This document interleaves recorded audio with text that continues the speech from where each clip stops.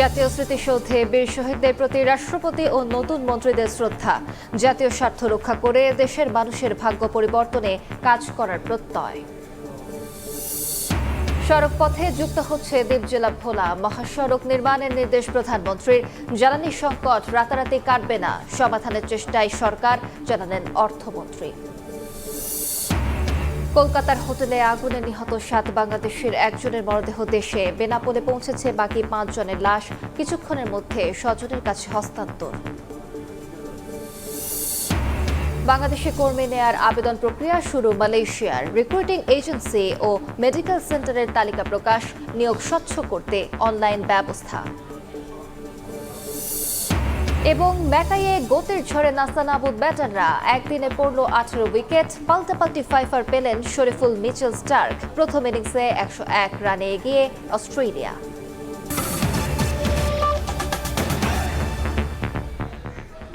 সময় সংবাদের সঙ্গে আছি আমি আলিশা ইসলাম।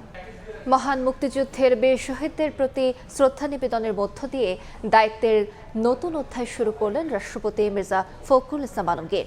শপথ নেয়ার পরদিনই সাভারে জাতীয় স্মৃতিসৌধে শ্রদ্ধা জানান 23তম রাষ্ট্রপতি। পরিদর্শন বইয়ে স্বাক্ষর করে মহান মুক্তিযুদ্ধের চেতনা ও সংবিধানের আদর্শে শান্তিপূর্ণ, ন্যায়ভিত্তিক, গণতান্ত্রিক ও সমৃদ্ধ বাংলাদেশ করতে ঐক্যবদ্ধভাবে কাজ করার অঙ্গীকার ব্যক্ত করেন নতুন রাষ্ট্রপতি। ইমরুল হাসানের রিপোর্ট।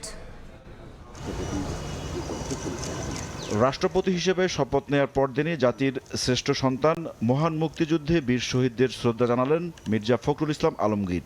শনিবার সকাল 10:15টায় জাতীয় স্মৃতিসৌধের শহীদ বেদিতে ফুলেল শ্রদ্ধা জানান তিনি। এ সময় সশস্ত্র বাহিনীর চৌকুশ সদস্যরা গার্ড অফ অনার দেয়।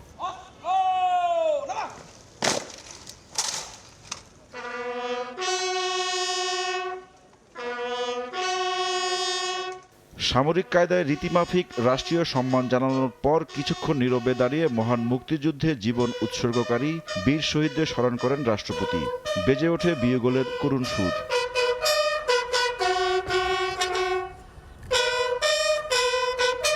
এরপর জাতীয় স্মৃতিসৌধের পরিদর্শন বইয়ে স্বাক্ষর করেন বাংলাদেশের 23তম রাষ্ট্রপতি। মহান মুক্তিযুদ্ধের চেতনা, সংবিধানের আদর্শ এবং বীর শহীদদের আত্মত্যাগের মর্যাদা সমুন্নত রেখে একটি শান্তিপূর্ণ, ন্যায়ভিত্তিক, গণতান্ত্রিক, কল্যাণমুখী ও সমৃদ্ধ বাংলাদেশ গড়তে ঐক্যবদ্ধভাবে কাজ করার অঙ্গীকার ব্যক্ত করেন নতুন রাষ্ট্রপতি। পরে স্মৃতিসৌধ প্রাঙ্গণে একটি গাছের চারা রোপণ করেন রাষ্ট্রপতি। লাখো শহীদের রক্তের বিনিময়ে বাংলাদেশের মানুষ পেয়েছে লাল সবুজের পতাকা, পেয়েছে আলাদা ভূখণ্ড। সেই বীর শহীদদের স্মরণ করলেন রাষ্ট্রপতি মির্জা ফখরুল ইসলাম আলমগীর। বার্তা দিলেন মুক্তিযুদ্ধের আদর্শ আর সংবিধান সমুন্নত রাখতে দৃঢ় প্রত্যয়ী তিনি। ইমরুল হাসান, সময় সংবাদ, সাভার, ঢাকা। জাতীয় স্বার্থ বিসর্জন দিয়ে বাংলাদেশ কোনো দেশের সঙ্গে সম্পর্ক গড়বে না বলে মন্তব্য করেছেন পররাষ্ট্র প্রতিমন্ত্রী হুমায়ুন কবির। সকালে জাতীয় স্মৃতিসৌধে শ্রদ্ধা জানানো শেষে গণমাধ্যমে কথা বলেন তিনি। বলেন, জাতীয় স্বার্থ বিবেচনা করে প্রধানমন্ত্রীর ভারত সফরের বিষয়ে সিদ্ধান্ত নেওয়া হবে। নতুন মন্ত্রী ও প্রতিমন্ত্রীরা বলেন, দেশের সংকট মোকাবেলা সহ প্রশাসনে গতি আনতে কাজ করবেন তারা। শপথ নেওয়ার পরদিন শনিবার দুপুরে সাভারের জাতীয় স্মৃতিসৌধে মন্ত্রিসভার নবনিযুক্ত সদস্যরা মহান মুক্তিযুদ্ধের বীর শহীদদের প্রতি শ্রদ্ধা জানান স্থানীয় সরকার মন্ত্রী ডক্টর আব্দুল মঈন খান, বিমান ও পর্যটন মন্ত্রী রশিদুজ্জামান মিল্লাত, পার্বত্য চট্টগ্রাম বিষয়ক মন্ত্রী সাচিন প্রুজেরি, পররাষ্ট্র প্রতিমন্ত্রী হুমায়ুন কবির, ধর্ম প্রতিমন্ত্রী শামীম কায়সার। পরে শ্রদ্ধা জানান তথ্য ও সম্প্রচার মন্ত্রী আন্দালিব রহমান পার্থ। এ সময় দেশ ও জাতির কল্যাণ কামনায় বিশেষ দোয়া মোনাজাত করেন মন্ত্রী প্রতিমন্ত্রীরা। স্থানীয় সরকার মন্ত্রী বলেন, সংকট উত্তরণ করে দেশকে এগিয়ে নিতে কাজ করছে বিএনপি সরকার। বাংলাদেশের ইতিহাসে একটি ক্রান্তি লগ্নে আমাদের প্রিয় প্রধানমন্ত্রী জনাব তারেক রহমান এই দেশের হাল ধরেছেন এবং তিনি হাল ধরেছেন কিন্তু জনগণের ভোটে। বাংলাদেশের যে সমস্যাগুলো, যে কথাগুলো সম্বন্ধে তিনি নিজে সম্পূর্ণভাবে ওয়াকিবহাল রয়েছেন, সেই সমস্যাগুলো দূর করে বাংলাদেশকে একটি গতিশীল রাষ্ট্রে পরিণত করা এবং বিশ্বের বুকে বাংলাদেশের সুনাম পুনঃপ্রতিষ্ঠিত করা। পররাষ্ট্র প্রতিমন্ত্রী হুমায়ুন কবির বলেন, জাতীয় স্বার্থকে উপেক্ষা করে কিছু করবে না বাংলাদেশ। পর্যালোচনার পরেই প্রধানমন্ত্রীর ভারত সফরের বিষয়ে সিদ্ধান্ত নেওয়া হবে। So we will engage. We want a positive relationship with India. কেন রাখবো না? আমাদের নেইবার, we should. একটা ওয়ার্কিং রিলেশনশিপ থাকবে, কিন্তু আমাদের ন্যাশনাল ইন্টারেস্টকে শুধু ভারত না কোনো দেশের সাথে ন্যাশনাল ইন্টারেস্ট কম্প্রোমাইজ করে তো আমরা কিছু করতে পারি না। ওয়েন আওয়ার ন্যাশনাল ইন্টারেস্টের ভিত্তিতে এটা আমরা কনসেনসাস আমরা আসবো, উই ক্যান ভিজিট ভারত। যদি কালকের ভিতরে আমরা একটা ইয়ে করি, we can do it next week, we can visit next week. মন্ত্রী প্রতিমন্ত্রীরা স্মৃতিসৌধের পরিদর্শন বইয়ে স্বাক্ষর করেন। পরে রাজধানী জিয়া উদ্যানে পৌঁছে শহীদ রাষ্ট্রপতি জিয়া রহমান ও বেগম খালেদা জিয়ার সমাধিতে শ্রদ্ধা নিবেদন ও দোয়া করেন মন্ত্রিসভার নতুন সদস্যরা। বেসামরিক বিমান ও পর্যটন মন্ত্রী বলেন, আগামী 1.5 বছরের মধ্যে দেশে বড় পরিবর্তন আসবে। সবাইকে ধৈর্য ধরে সরকারের উপর আস্থা রাখার আহ্বান জানান তিনি। আমরা আশা করি মাননীয় প্রধানমন্ত্রী তারেক রহমানের নেতৃত্বে, সুযোগ্য নেতৃত্বে বাংলাদেশ একটি সুষম একটা বাংলাদেশে পরিণত হবে এবং সকলের মধ্যে স্বস্তি ফিরে আসবে। এ সময় শহীদ রাষ্ট্রপতি জিয়া রহমান এবং বেগম খালেদা জিয়ার সমাধিতে শ্রদ্ধা জানান বিএনপি ও অঙ্গ সহযোগী সংগঠনের বিভিন্ন স্তরের নেতাকর্মীরাও। হাসান ওয়ালি, সময় সংবাদ, ঢাকা। মক্কা প্রতিরক্ষা চুক্তিতে যোগ দেওয়ার বিষয়ে ভারত পাকিস্তানের মন্তব্য বিবেচনা করা হচ্ছে না বলে জানিয়েছেন পররাষ্ট্র প্রতিমন্ত্রী শামা ওবায়েদ। বলেন, সিদ্ধান্ত নেওয়ার ক্ষেত্রে প্রাধান্য দেওয়া হবে বাংলাদেশের স্বার্থ। রাজধানীর সিদ্ধেশ্বরীতে সাংবাদিকদের প্রশ্নের জবাবে তিনি জানান, সরকারের কাজ আরও বেগবান করা সহ মন্ত্রণালয়ের কাজের সুবিধার্থেই নতুন প্রতিমন্ত্রী নিয়োগ।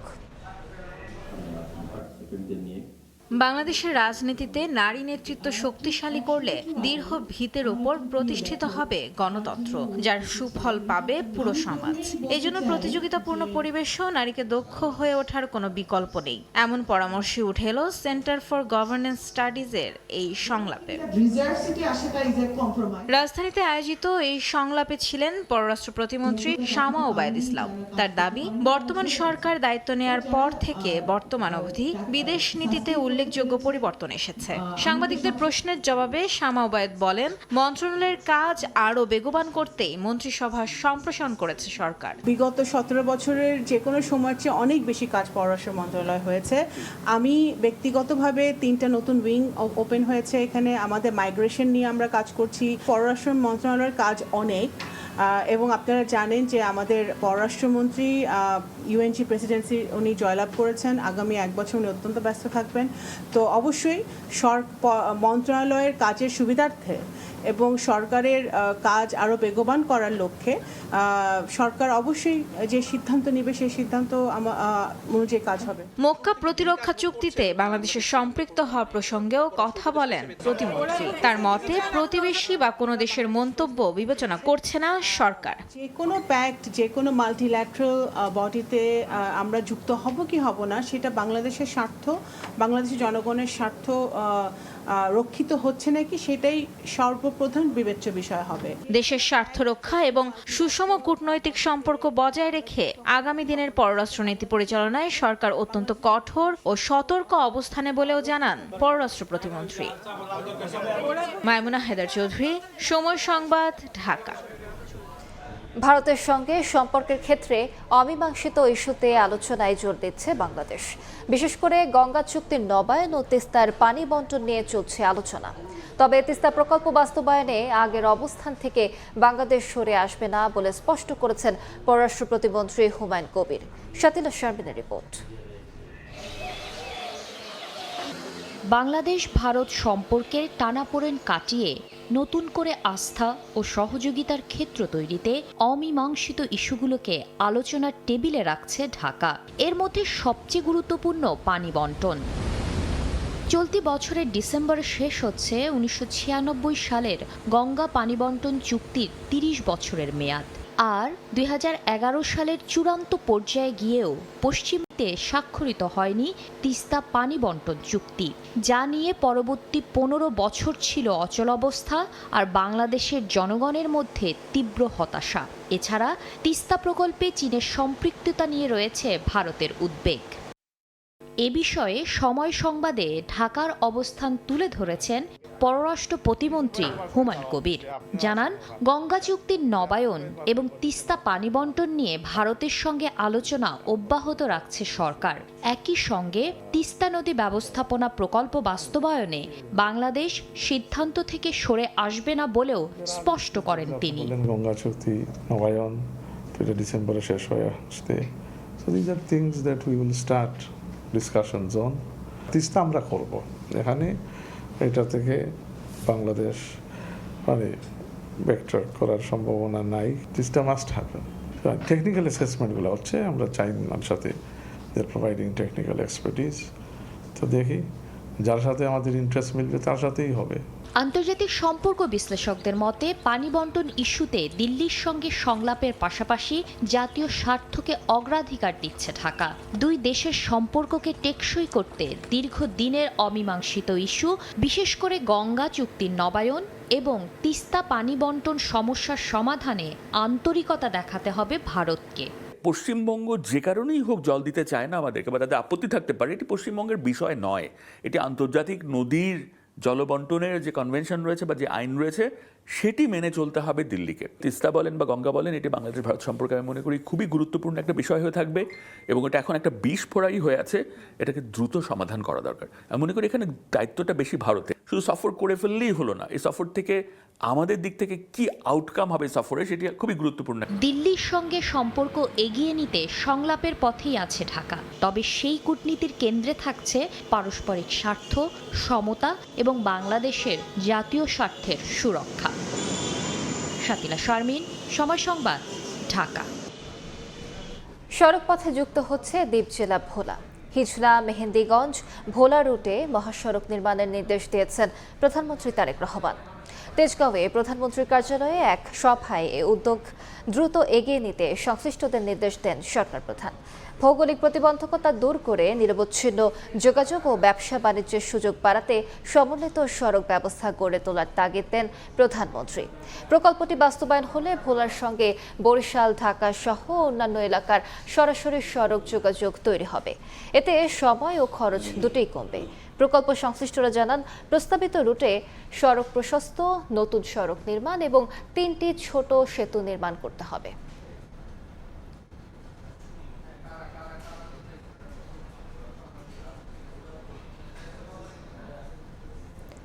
বরাবরই সংকটের মুহূর্তে দায়িত্বে এসে অর্থনীতিকে ঘুরে দাঁড় করিয়েছে বিএনপি সরকার।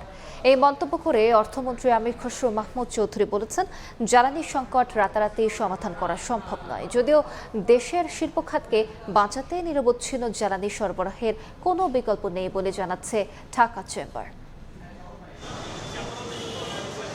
মূল্যস্ফীতির কষাঘাত, 5.5 লাখ কোটি টাকার খেলাপি ঋণ আর নানা জটিলতায় রুগ্ন অর্থনীতিতে প্রবৃদ্ধি নেমেছে 4.14%। এর সঙ্গে বেসরকারি বিনিয়োগ ও বিদেশি মূলধন প্রবাহ কমে যাওয়ায় শঙ্কায় সামগ্রিক প্রবৃদ্ধি।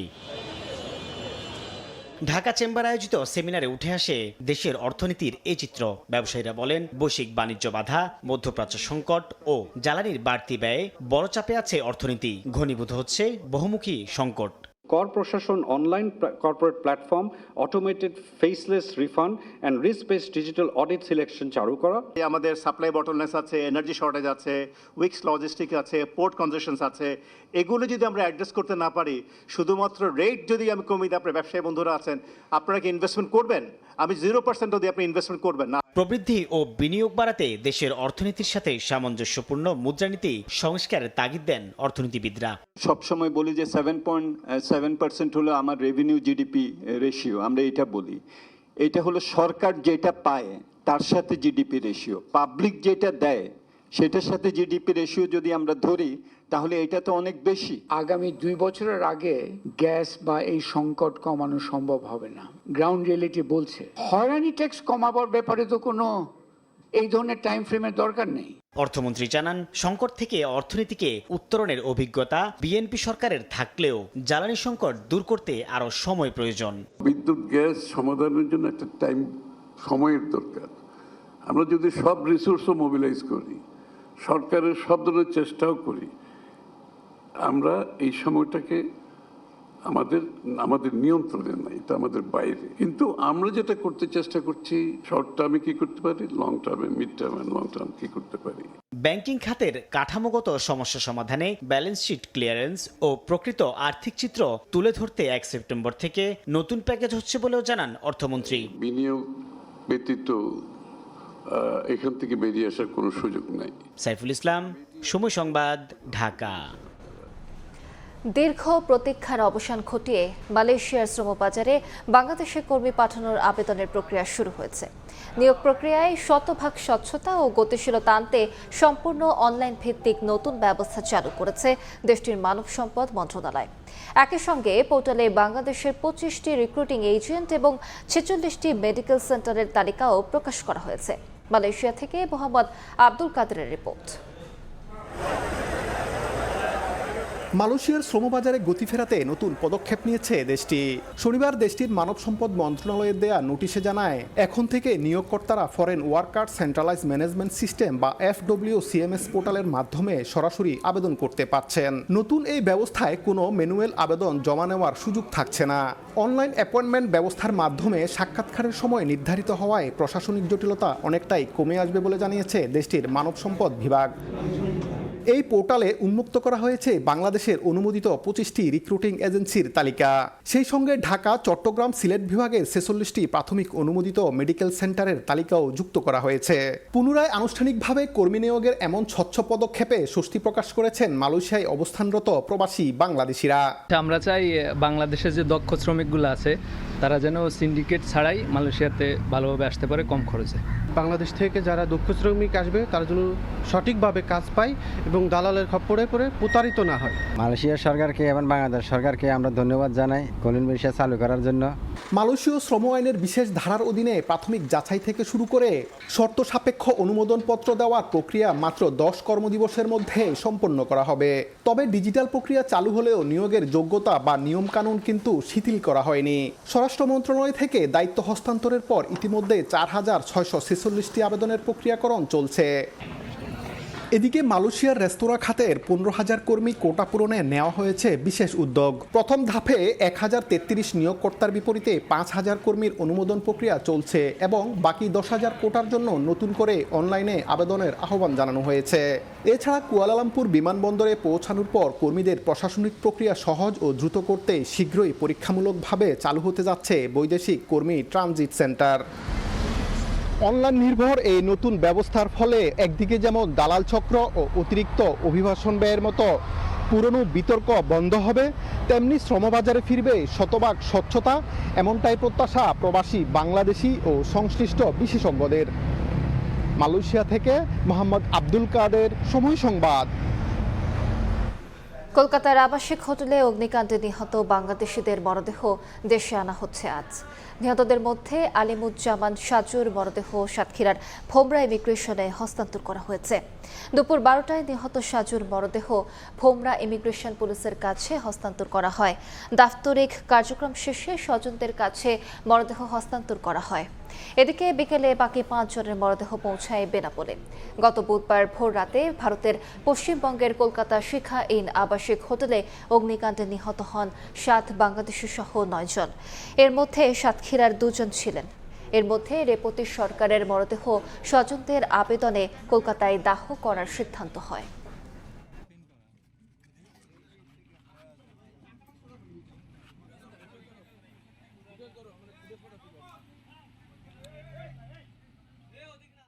এই যে দুর্ঘটনাজনিত এতগুলা মানুষ মারা গেল বা এটাকে আমি খুবই নিন্দা জানাই। এই নিরাপত্তাহীনতার জন্য আমি ভারত সরকারকে দায়ী করি। যারা মারা গেছেন তাদের ভিতরে একজনের লাশ জনাব SM আলিমুজ্জামান না ওনার নাম, ওনার লাশ আমরা দুপুর 12টার দিকে ইন্ডিয়ার BSF এবং ইমিগ্রেশন কর্তৃপক্ষের তরফ থেকে তার লাশ আমাদের কাছে বোঝাই দেয়। আমরা লাশটা 12টার দিকে গ্রহণ করে যিনি মারা গেছেন ওনার ভাই জনাব SM নুরুন নবী ওনার কাছে ওনার ভাইয়ের লাশটা আমরা বুঝিয়ে দিই। কলকাতার আবাসিক হোটেলে অগ্নিকাণ্ডে নিহত 7 বাংলাদেশের মধ্যে 5 জনের মরদেহ বেনাপোল চেকপোস্টে পৌঁছেছে। এই মুহূর্তে সেখানে আছেন সহকর্মী আজিজুল হক। সরাসরি যাচ্ছি তার কাছে। আজিজুল, কথা ছিল ভারতে উন্নত চিকিৎসা শেষে সুস্থ হয়ে দেশে ফিরবেন, তবে ভাগ্যের নির্মম পরিহাসে তাদের ফিরতে হয়েছে কফিন বন্দী হয়ে নিথর দেহ। গত মঙ্গলবার গভীর রাতে ভারতের কলকাতার একটি আবাসিক হোটেলে অগ্নিকাণ্ডের ঘটনায় 9 বাংলাদেশি নিহত হয় এবং এই 9 বাংলাদেশির মধ্যে 7 জন ছিলেন বাংলাদেশি এবং 2 জন ছিল ভারতের নাগরিক। দীর্ঘ 4 দিন আইনি প্রক্রিয়া শেষে এই 7 বাংলাদেশির মধ্যে 5 জন যে বাংলাদেশি ছিলেন তাদের মরদেহ হস্তান্তর প্রক্রিয়া কিন্তু ইতিমধ্যে শুরু হয়েছে। আপনি দেখতে পাচ্ছেন যে মরদেহ গ্রহণের জন্য বেনাপোল চেকপোস্ট শূন্যরেখায় অ্যাম্বুলেন্সবাহী যানবাহনগুলো দাঁড়িয়ে আছে এবং কিছুক্ষণের মধ্যে তারা শূন্যরেখা থেকে এই সমস্ত মরদেহ গ্রহণ করবে এবং এই মরদেহ হস্তান্তরের জন্য আমরা যেটি জানতে পেরেছি কলকাতা দূতাবাসের প্রতিনিধি এবং ভারতীয় পুলিশ সহ নিহত স্বজনরা কিন্তু ওপাশে রয়েছে এবং বাংলাদেশ অংশে ইমিগ্রেশন পুলিশ এবং আইন শৃঙ্খলা বাহিনী সহ বিভিন্ন গোয়েন্দা সংস্থার কর্মকর্তারা এখানে উপস্থিত রয়েছেন। আপনি জানেন যে প্রতিদিন কিন্তু প্রচুর পরিমাণে মানুষ আছেন যারা বৈধভাবে পাসপোর্ট ভিসায় কিন্তু ভারতে চিকিৎসার জন্য যান। তবে এই ভারতের যে চিকিৎসার জন্য যাচ্ছে এতে কিন্তু ভারত সরকারের যেমন প্রচুর পরিমাণে অর্থহানি হচ্ছে তেমনি কিন্তু এই মানুষগুলো কিন্তু চিকিৎসা সেবা পেয়ে থাকে। তবে এই কলকাতার যে আবাসিক হোটেলগুলো আছে যে হোটেলগুলোতে সাধারণত বাংলাদেশিরা গিয়ে অবস্থান করে থাকেন এই হোটেলগুলোর সুরক্ষা ব্যবস্থা ঠিক মতো না থাকায় কিন্তু এই অগ্নিকাণ্ডের ঘটনা ঘটেছে এবং এই অগ্নিকাণ্ডে কিন্তু 7 বাংলাদেশির কিন্তু প্রাণ গেছে। যে 7 জন বাংলাদেশির মধ্যে 5 জনের মরদেহ হস্তান্তর করা হচ্ছে। এই 5 জনের মধ্যে রয়েছেন আমাদের আজকের পত্রিকার কুষ্টিয়া প্রতিনিধি দেবাশিস, তার স্ত্রী, তার শিশু সন্তান, তার শ্বশুর এবং ঢাকার একজন ব্যবসায়ী আহমেদ বাবু নামে আমরা জানতে পেরেছি। তো এই ছিল বেনাপোল সীমান্ত থেকে কলকাতায় অগ্নিকাণ্ডে নিহতের ঘটনায় যে 5 জনের মরদেহ হস্তান্তর করা হচ্ছে তার সর্বশেষ। সরাসরি যুক্ত ছিলাম বেনাপোল বন্দরে। সন্ত্রাসী ও মাদক কারবারিদের অতি দ্রুত নির্মূলের নির্দেশ দিয়েছেন স্বরাষ্ট্রমন্ত্রী সালাউদ্দিন আহমদ। ব্যর্থ হলে আইনশৃঙ্খলা রক্ষা বাহিনীর সংশ্লিষ্ট সদস্যের বিরুদ্ধেও ব্যবস্থা নেওয়া হবে বলেও জানিয়েছেন তিনি। চাঁদাবাজদের সঙ্গে পুলিশ জড়িত থাকলে তাদেরও তালিকা তৈরি করে ব্যবস্থা নেওয়া হবে বলে জানান।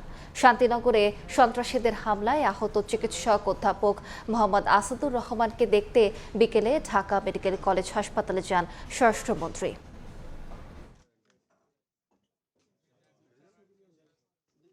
আমরা এই সমস্ত সাংঘবদ্ধ চাঁদাবাজ চক্র যা আছে এগুলো সবগুলোকে নির্মূল করতে চাই এবং আজকে একটা ইনস্ট্রাকশন দিয়েছি বিশেষ করে মেট্রো এলাকায়, ডিএমপি সহ অন্যান্য মেট্রো এলাকায় যারা এরকম চাঁদাবাজ, চিহ্নিত সন্ত্রাসী, মাদক ব্যবসায়ী তাদেরকে অতি শীঘ্র, আমি টাইম লিমিট দিচ্ছি না, অতি শীঘ্র যদি তাদেরকে আমরা হেফাজতে না নিতে পারি, আইনের আওতায় না আনতে পারি, তাহলে যারা যারা ব্যর্থ হবে তাদের বিরুদ্ধে ব্যবস্থা নেওয়া হবে। মিরপুরে জিয়াউর রহমান ফাউন্ডেশনের উদ্যোগে আয়োজিত বিনামূল্যে চোখের ছানি অপসারণ ক্যাম্প পরিদর্শন করেছেন ডাক্তার জুবাইদার রহমান। সকালে মিরপুরের ভাসানটেক মাধ্যমিক বিদ্যালয় প্রাঙ্গণে বসানো ক্যাম্পে চিকিৎসা দিতে আসা রোগীদের সঙ্গে কথা বলেন তিনি। রোগীদের চিকিৎসা সেবার বিষয়ে খোঁজ খবর নেয়ার পাশাপাশি ক্যাম্পের বিভিন্ন কার্যক্রম ঘুরে দেখেন ডাক্তার জুবাইদার রহমান। চিকিৎসা সেবা কার্যক্রম সঠিকভাবে পরিচালিত হচ্ছে কিনা তা পর্যবেক্ষণ করেন তিনি। এ সময় ক্যাম্পে দায়িত্বরত চিকিৎসকদের সঙ্গেও কথা বলেন এবং রোগীদের চিকিৎসার সার্বিক পরিস্থিতি সম্পর্কে জানতে চান। বলেন, ছানি অপারেশনের পাশাপাশি রোগীদের প্রয়োজনীয় ওষুধ ও চশমাও বিনামূল্যে দেওয়া হবে।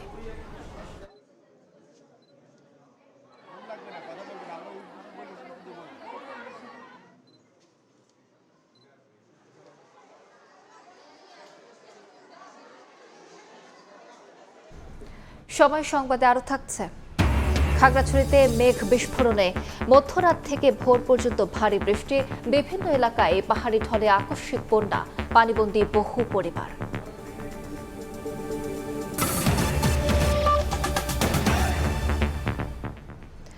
সাপ্তাহিক ছুটির দিনে ফিলিং স্টেশনগুলোতে অপেক্ষা কিছুটা কমলেও এখনও মিলছে না পর্যাপ্ত গ্যাস। তবে লাইনে কিছুটা চাপ বেড়েছে আগের চেয়ে।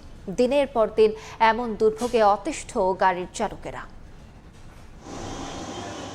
5 বছর ধরে রাইড শেয়ারিংয়ে গাড়ি চালান মোহাম্মদ শাহিন। 4 জনের পরিবার চলে তারা। এই শনিবার সকাল থেকে লাইন ধরে 3 ঘন্টা অপেক্ষার পর পেয়েছেন 490 টাকার গ্যাস। গত কয়েকদিনের তুলনায় কিছুটা বাড়তি গ্যাস পেলেও তাতে খুব বেশি লাভ হবে না শাহিনের। গ্যাস সংকটের কারণে মাসখানেক ধরে তার আয় রোজগার নেমে এসেছে অর্ধেকে। এমন ক্রাইসিস কখনো গ্যাসের হয় নাই, এই 2 মাস যাবত যে ক্রাইসিসটা চলছে। তো এখন আমাদের খুবই খারাপ অবস্থা। গ্যাস খরচ রাইড শেয়ার পার্সেন্টেজ দিয়ে 2000 টাকা থাকতো, আর এখন রাইড শেয়ার করলে আপনার 1000 টাকাও থাকে না। দেখা গেছে যে আমি 2টা টিপ মারছি, 3টা টিপ মারছি, আবার গ্যাস শেষ হয়ে গেছে। তো ওই ক্ষেত্রে আবার সিরিয়াল দিতে হয়। এর একটা দ্রুত সমাধান হোক দরকার, না হলে আমরা বাঁচবো না, আমাদের অবস্থা খুবই খারাপ হয়ে যাবে। শাহিনের মতোই কম বেশি একই রকম ভোগান্তিতে ব্যক্তিগত গাড়ি ও সিএনজি অটোরিকশার চালকেরা। রাজধানীর কোনো ফিলিং স্টেশনে দীর্ঘ অপেক্ষার পর গ্যাস পাওয়া গেলেও তা পর্যাপ্ত নয়। আবার গ্যাস সংকটে বন্ধ অনেক ফিলিং স্টেশন। গ্যাসের কোনো লিমিট নাই, 2-4 ঘন্টা সিরিয়াল ধরার পরে আবার বলে কি যে গ্যাস নাই লাইনে, তখন আবার চলে যেত। এরকম ভোগান্তি আজকে মাসের উপরে চলতেছে। ইনকাম তো শেষ ভাই, ইনকামটা মালিকের জমা ওটা তো কষ্ট। টুকটাক 200, 300, 500 পাওয়া যায়। যেটুকু দরকার 5 কেজি এনে 2 কেজি 1 কেজি কিনতে হইতেছে। এখন এই পরিস্থিতি থেকে দ্রুত মুক্তি চান গাড়ি চালকেরা। ওয়ালিউল সাকিব, সময় সংবাদ, ঢাকা। মেঘ বিস্ফোরণের পর ভারী বৃষ্টিতে খাগড়াছড়ির চেঙ্গি ও মাইনী নদীর পানি বেড়ে তলিয়ে গেছে নিচু এলাকা। পানিবন্দী হয়ে পড়েছে বহু পরিবার। ঘরবাড়ি ছেড়ে অনেকেই আশ্রয় নিয়েছেন উঁচু স্থান ও সড়কে।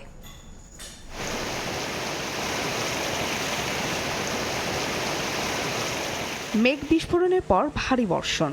শনিবার মধ্যরাত থেকে ভোর পর্যন্ত টানা বৃষ্টি হয়েছে খাগড়াছড়ি সদর ও দীঘিনালা সহ বিভিন্ন এলাকায়। এতে চেঙ্গি নদীর পানি বেড়ে বিভিন্ন এলাকায় দেখা দেয় জলাবদ্ধতা। বাধ্য হয়ে অনেকেই ঘরবাড়ি ছেড়ে উঁচু স্থান ও সড়কে আশ্রয় নেন। দীঘিনালা চৌমুহনী স্টিল ব্রিজের 2 পাশের সড়কের বিভিন্ন অংশ তলিয়ে যাওয়ায় ব্যাহত হয় যানবাহন চলাচল। এছাড়া খাগড়াছড়ি দীঘিনালা সড়কের 8 মাইল এলাকায় পাহাড় ধসে চলাচল বন্ধ থাকে 7 ঘন্টা। হঠাৎ করে ঘুমে রেখে আপনার এরকম বন্যা বসে গেছে। যারা বসতি আছে সবাই এখানে আশ্রয় নিয়েছে, খাওয়া দাওয়া বা থাকার মতো ঘরে তো কিছু আনতেই পারে না। বাচ্চা কাচ্চা এখানে উঠছে, বাচ্চা কাচ্চা লইয়া খানা তো নাই, পর্যন্ত কোনো খানা তো নাই। যাদের বাড়ি গেলে অনেক জায়গায় অনেকের সমস্যা আছে। পানিবন্দী পরিবারগুলোর জন্য শুকনো খাবার ও আশ্রয়ের ব্যবস্থা করা হচ্ছে বলে জানিয়েছেন জেলা প্রশাসক। যে সমস্ত জায়গায় পানিবন্দী অনেক পরিবার রয়েছে যারা এখন আশ্রয় নিচ্ছে, তাদেরকে আমরা বিভিন্ন স্কুল এবং আশ্রয় কেন্দ্রে আমরা আশ্রয় দিয়েছি এবং তাদের জন্য প্রয়োজনীয় যত রকম সহযোগিতা প্রয়োজন, খাবার বা অন্যান্য যে কোনো সহযোগিতা, সরকার সবসময় পাশে আছে। 24 ঘন্টায় 103 মিলিমিটার বৃষ্টিপাত রেকর্ড করা হয়েছে খাগড়াছড়িতে। সময় সংবাদ, খাগড়াছড়ি। ভিটেমাটি হারিয়ে বাঁচার তাগিদে ত্রাণের আশায় রোহিঙ্গা ডেটাবেজে নাম দিয়ে সংকটে উখিয়া টেকনাফের বহু বাঙালি। এনআইডি, পাসপোর্ট, জন্ম নিবন্ধন সহ সরকারি সেবা পেতে তৈরি হচ্ছে জটিলতা। প্রশাসন বলছে যাচাই বাছাইয়ে বাংলাদেশি শনাক্ত হলে ডেটাবেজ থেকে বাদ দেওয়ার প্রক্রিয়া চলছে। মোহাম্মদ ফরাজের ক্যামেরায় বিস্তারিত জানাচ্ছেন সুজাতিন রুবেল। উখিয়ার কুতুপালংয়ের লম্বাশিয়া গ্রামের বাসিন্দা আয়েশা বেগম 2017 সালের আগে নিজেদের জমিতে চাষাবাদেই চলত সংসার। রোহিঙ্গা আগমনের পর জমি হারিয়ে কমে যায় কৃষিকাজ, বন্ধ হয় হাঁস মুরগি পালনও। জীবিকার সংকটে অনাহারে দিন কাটতে থাকায় শেষ পর্যন্ত 2025 সালের ডিসেম্বরে বাঙালি পরিচয় গোপন করে রোহিঙ্গা ডাটাবেসে নিজের নাম অন্তর্ভুক্ত করেন আয়েশা। একই সংকটে কুলসুমা খাতুনও। সংসারে অভাব, বসতভিটায় জায়গার সংকট, সন্তানদের ভবিষ্যৎ নিয়েও দুশ্চিন্তা। জীবিকার পথ সংকুচিত হওয়ায় শেষ পর্যন্ত তিনিও রোহিঙ্গা ডাটাবেসে নিজের নাম অন্তর্ভুক্ত করতে বাধ্য হন। খেতি করে হাইতে আমাদের লামাতো রোহিঙ্গা ইয়ে বেগিন জায়গা না গিয়া করে ফেলাইয়ে আর হাই না ফারি অসহায় গজ্জি দিয়ে অভাবের কারণে পয়সাদের কষ্ট হয়ে রোহিঙ্গা কাঠ গজ্জি দিয়ে। স্থানীয়দের অভিযোগ, দীর্ঘদিন ধরে ক্যাম্পে কাঁটাতারের বেড়ার ভেতরে চরম দুর্ভোগে থাকলেও তাদের সংকট সমাধানে কার্যকর উদ্যোগ নেয়নি সংশ্লিষ্টরা। আর তো গরিব মানুষ, তারা যখন তারা কি জন সুযোগ সুবিধা আরো পাই বলে আরো লই হাই।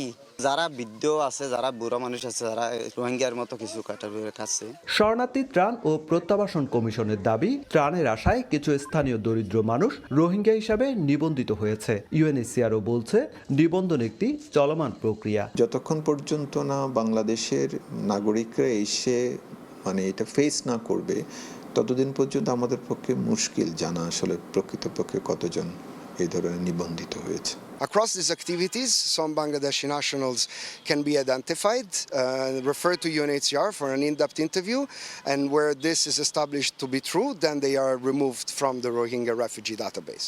জেলা প্রশাসনের দেয়া তথ্য মতে রোহিঙ্গা ডাটাবেস থেকে নিজের নাম বাদ দিতে আবেদন করেছেন 202 জন বাংলাদেশি।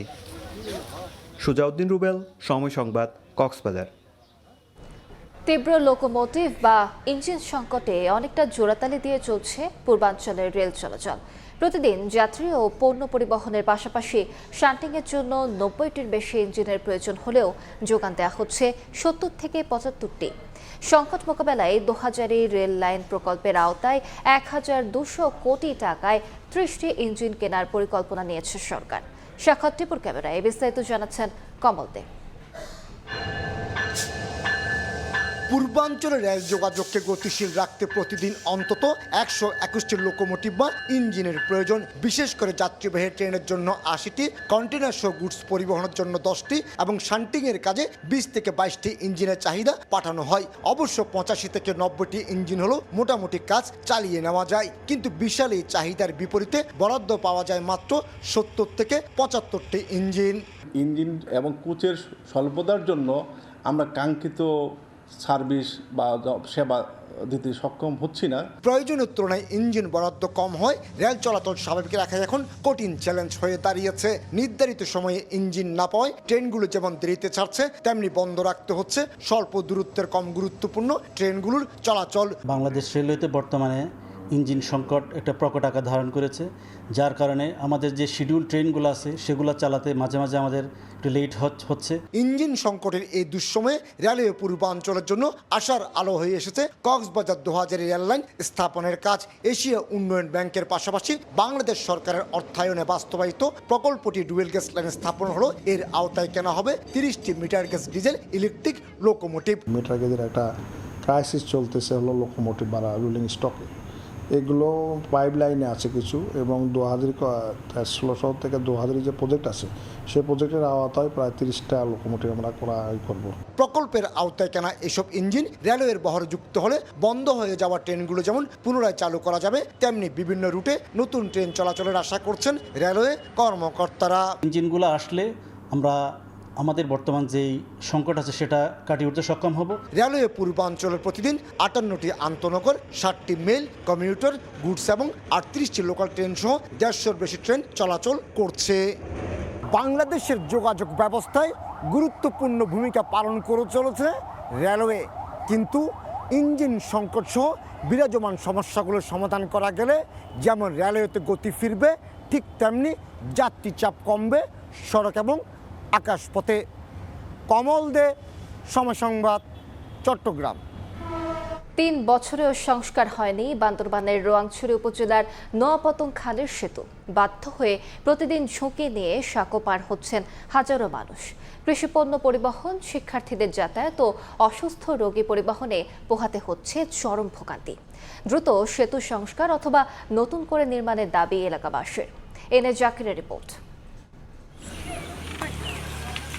3 বছর ধরে পড়ে আছে ধসে পড়া সেতু। ঝুঁকি নিয়ে সাঁকো দিয়ে পার হচ্ছেন এলাকাবাসী। বান্দরবানের রোয়াংছড়ির নোয়াপতং খালের সেতুটি দিয়ে প্রতিদিন চলাচল করে 4টি পাড়ার কয়েক হাজার মানুষ। 2023 সালের বন্যা ও পাহাড়ি ঢলে ধসে পড়ে সেতুটি। এরপর থেকে বিচ্ছিন্ন হয়ে পড়ে সড়ক যোগাযোগ। 3 বছর অতিবাহিত হলেও হয়নি সংস্কার। এতে কৃষি নির্ভর এই এলাকায় উৎপাদিত ধান, মৌসুমী সবজি ও অন্যান্য কৃষিপণ্য বাজারজাত করতে চরম ভোগান্তিতে কৃষকেরা। এছাড়া বাঁশের সাঁকো দিয়ে ঝুঁকি নিয়ে যাতায়াত করছে স্কুল কলেজের শিক্ষার্থী সহ সাধারণ মানুষ। জরুরি রোগী হাসপাতালে নিতেও পোহাতে হয় ভোগান্তি। দ্রুত সেতুটি মেরামতের দাবি স্থানীয়দের। আমাদের যাতায়াত করতে একটু অসুবিধা, ছেলে মেয়েদের লেখাপড়ার জন্য বাগমারায় আসতে হয়, বাজারে আসতে হয়, দুর্গম পথ হেঁটে আসতে হয়। 4 বছর হচ্ছে এটা ভেঙে গেছে এবং সরকারের কোনো পদক্ষেপ দিচ্ছে না, এবং আমাদের যে কৃষি পণ্যগুলো যে যাতায়াত করতে হয় সেটা অসুবিধা হচ্ছে। বর্ষাকালে আমাদের সবাই করে বিচ্ছিন্ন হয়। এটা আমরা চাই যে এই রাস্তাটা একটু ভালো হোক, সবাই যাতায়াত করতে। এখানে অনেক লোক পরিবার আছে, এরা চলাফেরা করতে অনেক কষ্ট হচ্ছে। তবে সেতুটি নির্মাণের জন্য মন্ত্রণালয়ে প্রকল্প প্রস্তাব পাঠানোর কথা জানিয়েছে এলজিইডি। টেন্ডার অনুমোদন হয়েছে এবং ঠিকাদারও নির্বাচন করা হয়েছে। শীঘ্রই কাজটি শুরু হবে বলে আশা করছি। সেতুটি নির্মাণ হলে উপকৃত হবে নোয়াপতং ইউনিয়নের 4টি পাড়ার 10,000-এর বেশি মানুষ। এন.এ. জাকির, সময় সংবাদ, বান্দরবান। সময় সংবাদে আরো থাকছে। বাংলাদেশ সহ 75 দেশের অভিবাসী ভিসা স্থগিতের নীতি বাতিল করলেন মার্কিন আদালত। আইনি এখতিয়ারের সীমা ছাড়িয়েছিলেন পররাষ্ট্রমন্ত্রী রুবিও, বললেন বিচারক।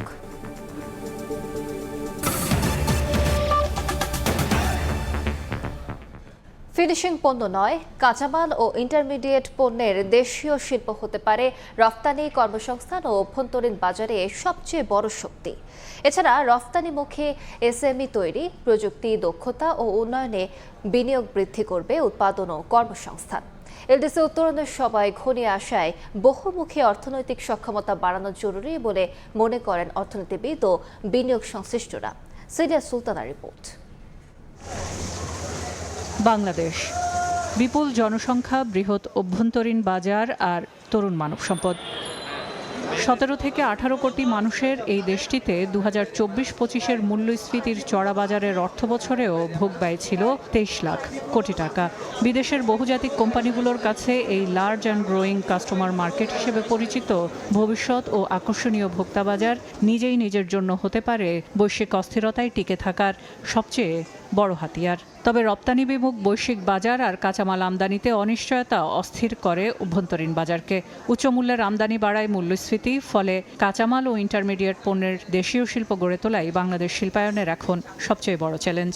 যতদিন পর্যন্ত আমাদের কম্পিটিটরদের মতো এইখানে নিজেদেরকে প্রতিষ্ঠিত না করতে পারবো, ততদিন পর্যন্ত এগুলো আমাদের মাথা ব্যথার কারণ হয়েই থাকবে। আমাদের ব্যাকওয়ার্ড এবং ফরওয়ার্ড লিঙ্কেজ যেটা আছে, আমাদের র মেটেরিয়ালস যেটা আছে, সেই জায়গাটাতে কাজ করা, নতুন প্রযুক্তি যেগুলো আসছে যাতে করে খরচ কমিয়ে নিয়ে আসা যায়, সেই জায়গাগুলোতে কাজ করা। বাংলাদেশ ব্যাংকের 2025 সালের এপ্রিল থেকে জুন সময়ে কোয়ার্টারলি রিভিউ অফ রেডিমেড গার্মেন্টসের প্রতিবেদনে দেখা যায় তৈরি পোশাক খাতে কাঁচামাল আমদানি হয়েছে 3.94 বিলিয়ন মার্কিন ডলার, অর্থাৎ রপ্তানি আয়ের তুলনায় আমদানি করা উৎপাদন উপকরণ 43.22%। অন্যদিকে নিটওয়্যারের কাঁচামাল 90%ই দেশি। উচ্চমূল্য সংযোজিত পণ্যে 35 বিলিয়ন বর্গফুট প্রক্রিয়াজাত চামড়ার উৎসই দেশি। তবে ফুটওয়্যারে আমদানি নির্ভরতার সে জৌলুস কিছুটা মলিন করে। এদিকে পাট, বাঁশ, বেত, কাঠ শিল্পও রয়েছে এগিয়ে। এসএমইমুখী রপ্তানির মাধ্যমে পণ্যের বৈচিত্র্যতা, প্রযুক্তি ও দক্ষতা উন্নয়নে বিনিয়োগ বৃদ্ধি প্রশমিত করবে এলডিসি উত্তরণের প্রভাবকেও মত অর্থনীতিবিদদের। চামড়া 1.4 বিলিয়ন ডলার এক্সপোর্ট করছি, দ্রুত সেটা 5 থেকে 10 বিলিয়ন ডলার করতে পারি। অ্যান্ড পাট জাত যে পণ্যগুলো আছে, বিশেষ করে যে জুট ডাইভার্সিফাইড প্রোডাক্ট, সেটা একটা বিশাল মার্কেট আছে, তো সেটা আমরা এক্সপ্লোর করিনি এখনো। তো এটি ছাড়াও আমাদের যে খাদ্যপণ্য যেগুলো আমরা উৎপাদন করি, তো সেগুলো একটা স্ট্যান্ডার্ড মেনটেন করে একটা বিপুল পরিমাণে রপ্তানি করতে পারি, হালাল পণ্য রপ্তানি করতে পারি। এছাড়াও অভ্যন্তরীণ উৎপাদন ও রপ্তানি বাজার বিস্তারের সাথে সাথে বিদেশি শ্রমবাজারে বৈচিত্র্যতা ও দক্ষ মানব সম্পদ সৃষ্টি শক্তিশালী করবে দেশের অর্থনৈতিক ভিত্তি, মত বিশ্লেষকদের। সেলিয়া সুলতানা, সময় সংবাদ, ঢাকা। বিশ্ব ক্রিকেটে বাংলাদেশের শক্ত অবস্থানের ভিত্তি তৈরিতে আরাফাত রহমান কোকো গুরুত্বপূর্ণ অবদান রেখেছেন বলে মন্তব্য করেছেন ডাক, টেলিযোগাযোগ ও তথ্য প্রযুক্তি মন্ত্রী ফকির মাহবুব আনাম। বলেন, ক্রীড়াক্ষেত্রে তার অবদান জাতি শ্রদ্ধা ভরে স্মরণ করবে। সকালে জাতীয় প্রেস ক্লাবে প্রয়াত আরাফাত রহমান কোকোর 57তম জন্মবার্ষিকী উপলক্ষে আয়োজিত আলোচনা সভায় এসব কথা বলেন ফকির মাহবুব Anam.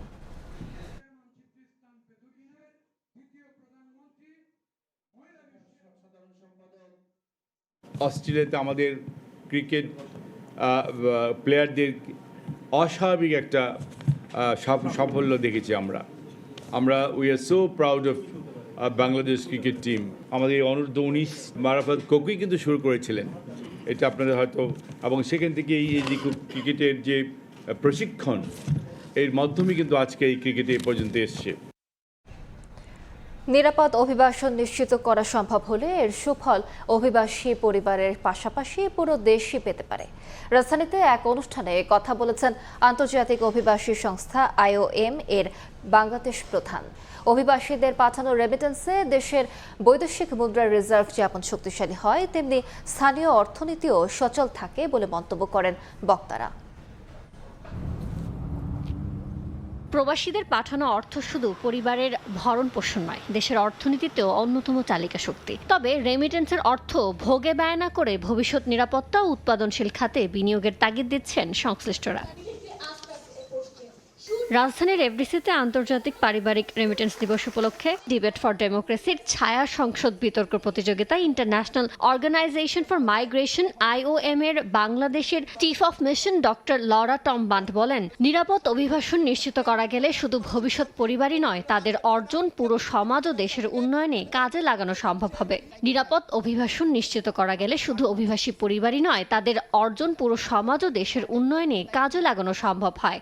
Every remittance sent home is a testament to their hard work, their resilience, as well as their commitment to supporting their loved ones and contributing to the nation's progress.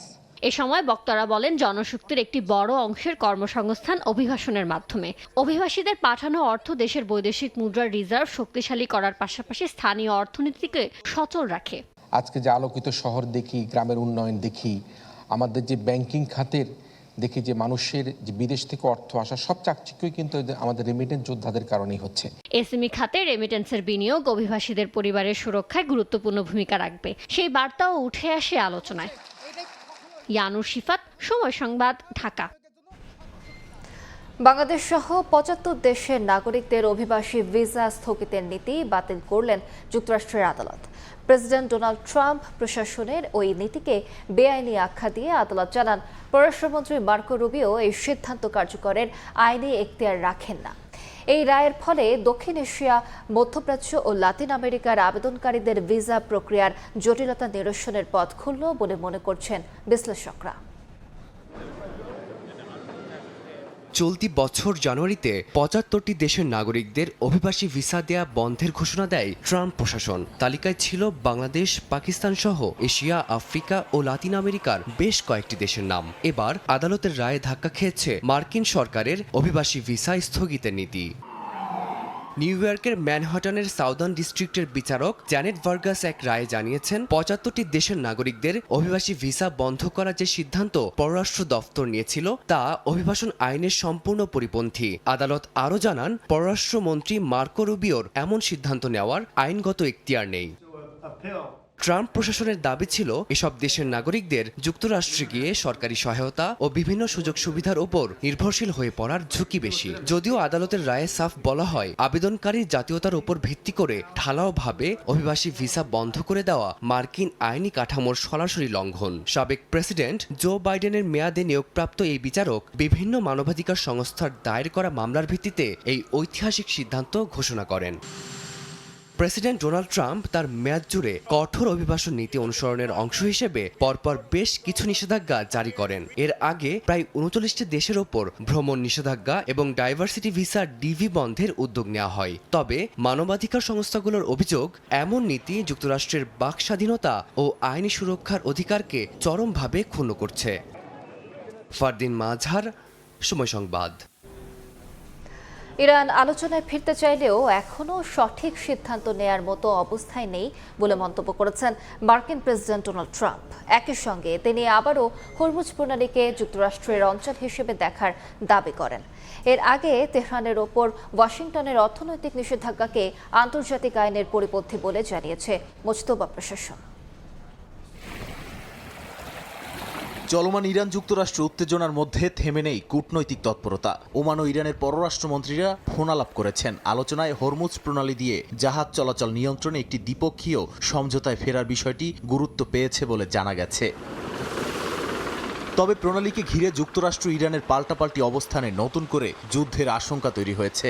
একদিকে মার্কিন প্রেসিডেন্ট ডোনাল্ড ট্রাম্প হরমুজ প্রণালীকে এখন আমেরিকার এলাকা বলে দাবি করেছেন, অন্যদিকে Iran বলেছে যুক্তরাষ্ট্রের নতুন অর্থনৈতিক নিষেধাজ্ঞা শুধু ইরানের বিরুদ্ধে নয়, বিশ্বের সব স্বাধীন দেশের বিরুদ্ধে যুদ্ধ ঘোষণা। হোয়াইট হাউসের প্রযুক্তি খাতের নেতাদের সঙ্গে বৈঠকে ট্রাম্প আরও বলেন, আলোচনায় ফিরতে চাইলেও এখনও সঠিক সিদ্ধান্ত নেয়ার মতো অবস্থায় নেই ইরান। তিনি পুনর্ব্যক্ত করেন, ইরানকে কখনোই পারমাণবিক অস্ত্রের মালিক হতে দেয়া হবে না। জবাবে ইরানের পররাষ্ট্র মন্ত্রণালয়ের মুখপাত্র ইসমাইল বাঘেই বলেন, যুক্তরাষ্ট্রের আসন্ন নতুন নিষেধাজ্ঞা আন্তর্জাতিক আইনের পরিপন্থী। তার মতে এসব নিষেধাজ্ঞা বিশ্বের স্বাধীন রাষ্ট্রগুলোর সার্বভৌমত্বের উপর সরাসরি আঘাত এবং যুদ্ধ ঘোষণা। অন্যদিকে ইরানের প্রেসিডেন্ট মাসুদ পেজেশকিয়ান যুদ্ধের পরিবর্তে কূটনৈতিক সমাধানের আহ্বান জানিয়েছেন। একই সঙ্গে দেশটির পার্লামেন্ট স্পিকার বাঘের গালিবাফ স্বীকার করেছেন, দীর্ঘ সংঘাতে ইরানের অর্থনীতি চরম চাপে পড়েছে এবং অর্থনৈতিক প্রবৃদ্ধি ছাড়া দেশ টিকে থাকা কঠিন হবে। নাদিম মারজান, সময় সংবাদ। বাংলাদেশ অস্ট্রেলিয়া টেস্ট সিরিজের খবর। ম্যাকাইয়ে গতির ঝড় তুললেন পেসাররা। প্রথম দিনে 18 উইকেটের পতন হয়েছে গ্রেট ব্যারিয়ার রিফ অ্যারেনায়। দিনের শুরুতে মিচেল স্টার্কের 5 64 রানে অল আউট হয় বাংলাদেশ। পরে জবাব দিতে নেমে পাল্টা 5 উইকেট নিয়েছেন শরীফুল ইসলাম। 8 উইকেটে 165 রানে দিন শেষ করেছে অজিরা। স্বাগতিকরা এগিয়ে আছে 101 রানে। ম্যাকাই থেকে তারেক হাসান শিবুলের রিপোর্ট। গ্রেট ব্যারিয়ার রিফ অ্যারেনায় টেস্ট অভিষেক। আত্মবিশ্বাসী বাংলাদেশকে টস জিতে ব্যাটিংয়ে পাঠালো অস্ট্রেলিয়ান অধিনায়ক। সেটাই যেন কাল হলো টাইগারদের। ডারউইনের আধিপত্য মিইয়ে গেল ম্যাকাইয়ে।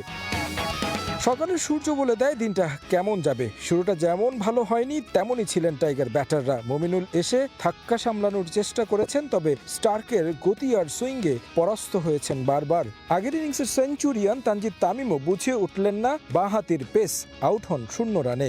অধিনায়ক নাজমুল হোসেন শান্তর দুর্ভাগ্য, আম্পায়ার্স কলে তিনিও ফিরে যান ডাক মেরে। 9 রানে নেই 3 উইকেট। এরপর কিছুটা ছন্দ দেখানো মমিনুলও ব্যর্থ।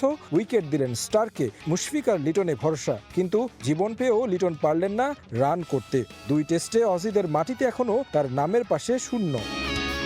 শঙ্কা জেগেছিল নিজেদের সর্বনিম্ন রানে অল আউটের। সেই অবস্থান থেকে উদ্ধার করেন শরীফুল তাইজুল। দুজন জুটি করেন 25 রানের। 64 রানে অল আউট হয় বাংলাদেশ। 12 রানে 6 উইকেট তুলে নেন স্টার্ক। ক্যারিয়ারের 19তম বারের মতো তুলে নেন এই 5 বাংলাদেশকে প্রথম উইকেট উপহার দেন তাসকিন। 8 রান করে ফেরেন এই টেস্টে সুযোগ পাওয়া ম্যাট র্যানশো। এরপর শরীফুল ম্যাজিক 1 ওভারে তুলে নেন ট্রাভিস হেড ও মার্নাস লাবুশেনকে। 50 এর আগে 3 উইকেট হারায় অজিরা। এরপর স্মিথ ও ক্যামেরুন গ্রিন মিলে জুটি করেন। 77 রানের পার্টনারশিপে লিড নেয় স্বাগতিকরা। মিরাজ এসে প্রথম ওভারেই আঘাত হানেন, তুলে নেন অ্যালেক্স ক্যারির উইকেট। এরপর শরীফুলের তাণ্ডব। ওয়েবস্টার ও স্টারকে ফিরিয়ে 5 দেখা পান এই পেসার। কামিন্সও হন তার শিকার। 148 রানে 8 উইকেট নেই অজিদের। বাকি সময়টা নাথান লায়নকে নিয়ে গ্রিন চেষ্টা করেন লিড বাড়িয়ে নিতে। পেয়েছেন 50ও। অপরাজিত আছেন 51 রানে। অজিদের লিড 101 রানের। মাকাইতে পেস দাপট।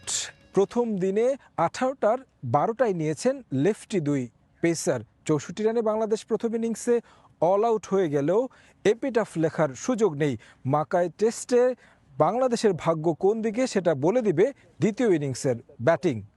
মাকাই থেকে তারেক হাসান শিমুল, সময় সংবাদ, অস্ট্রেলিয়া। কুমিল্লার বুকে প্রকৃতির অপার সৌন্দর্যের এক মায়াবী নাম পদ্মবিল। বর্ষা মৌসুম থেকে শুরু হয় ফুল ফোটা, চলে শরৎ ও হেমন্ত পর্যন্ত। কুমিল্লার বুড়িচং উপজেলার দক্ষিণ গ্রামের এই পদ্মবিলের অপরূপ সৌন্দর্য দেখতে প্রতিদিনই ছুটে আসছেন ভ্রমণ পিপাসুরা। বাহার রায়হানের তথ্য ও ছবি নিয়ে রিপোর্ট। সবুজ পাতার ফাঁকে ফুটে উঠেছে পদ্ম ফুল। কোথাও গোলাপি, আবার কোথাও সাদা। কখনো দেখা মেলে বিরল হলুদ পদ্মের। নীল আকাশের নিচে বিস্তীর্ণ বিল জুড়ে ফুটে থাকা পদ্মের সৌন্দর্য তৈরি করে এক স্বর্গীয় আবহ।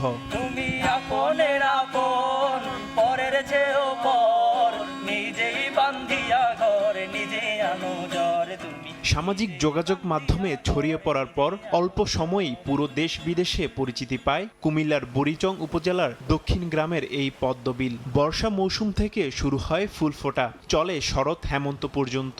দেশের বিভিন্ন প্রান্ত থেকে প্রকৃতিপ্রেমী ও ভ্রমণ পিপাসুরা ছুটে আসেন এই পদ্মবিলে। লাল ফুল আছে, সাদা ফুল আছে, পদ্ম ফুল যেটা সব জায়গায় দেখা যায় না, এখানে আমরা আইসা এটা দেখছি, আমাদের কাছে অনেক ভালো লাগছে। সৌন্দর্য দেখে আসলে প্রকাশ করার মতো কিছু নাই।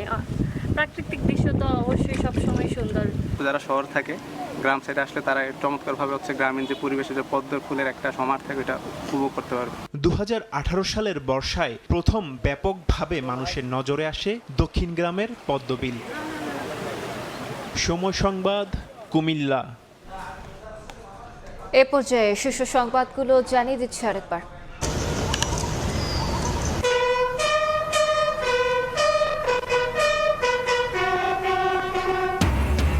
জাতীয় স্মৃতিসৌধে বীর শহীদদের প্রতি রাষ্ট্রপতি ও নতুন মন্ত্রীদের শ্রদ্ধা। জাতীয় স্বার্থ রক্ষা করে দেশের মানুষের ভাগ্য পরিবর্তনে কাজ করার প্রত্যয়। সড়ক পথে যুক্ত হচ্ছে দ্বীপ জেলা ভোলা। মহাসড়ক নির্মাণের নির্দেশ প্রধানমন্ত্রীর।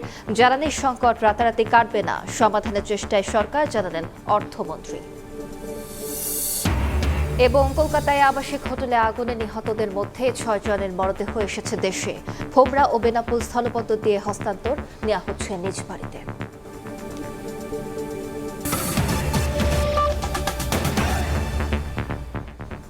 এ ছিল বিকেল 5টার সময় সংবাদে। এরপর বাংলা সময় নিয়ে সঙ্গে থাকবেন ইমদাদুল হক। আলিশা, আপনাকে ধন্যবাদ। বাংলার সময় নিয়ে আসছে কিছুক্ষণ পর, সঙ্গে থাকুন সময়।